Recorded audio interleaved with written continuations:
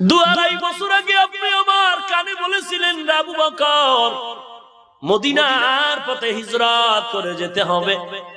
ওই দিন থেকে আমি যতই ব্যস্ত সময় কাটাই, রাতের আধারে আমি দরওয়াজার কিনারায় দাঁড়ায় অপেক্ষায় থাকি।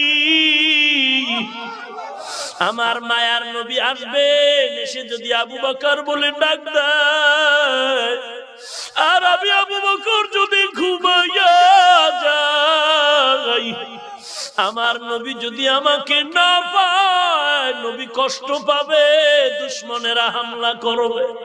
ও নবী, আল্লাহর কসম আমি একটা সেকেন্ডের জন্য ঘুমাই না। নবীও চোখের পানি ছেড়ে কান্না করেন।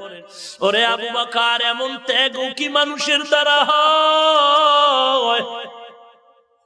আবু বকর বলেন, নবী আমি একা ঘুমাই না তা না, আমার মেয়ে আসমাও ঘুমায় না।